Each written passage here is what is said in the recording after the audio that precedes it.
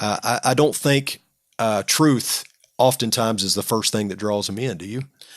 No, I think the things that often draw people are, and doesn't mean these things are bad, but like you said, facilities or programming, and those can be good things if balanced, I think, properly and all of that. But but opportunities to do something, I think, is oftentimes what attracts people. And so, we talk about, we kind of say that people will oftentimes trade doctrine for doing or for ministry, Yeah. or for what they perceive to be ministry. Right. It may not even really be doing much of anything, but to them, and you can understand that to them, it's something I can put my hands on, something I can actually do. It's something I can be involved in and feel like I'm a part.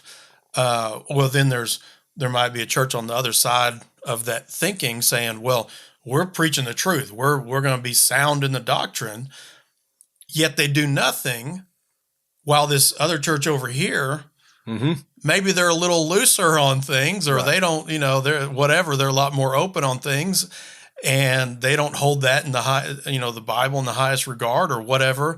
But man, they've got their people involved, and they've got stuff for people to do.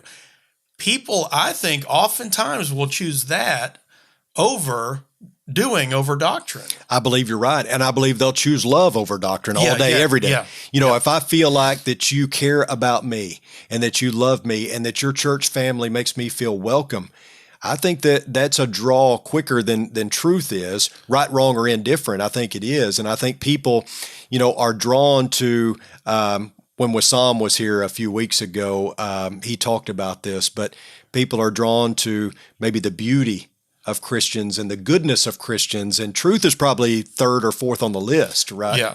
And Jesus said that they will know you're my disciples by your love for one another. But then it raises the question we have to ask is, okay, so if they're drawn oftentimes by love or by opportunities to do ministry, and yet the other one over here, and they'll trade truth for that, but them over here, they're all about the sound doctrine. Are they really sound in the doctrine as much as they would like to think? Because if they want to be sound in the doctrine, well, they'll know you're my disciples by your love for one another and the great commandment. Yeah. Love God, love your neighbor as yourself, and the great commission.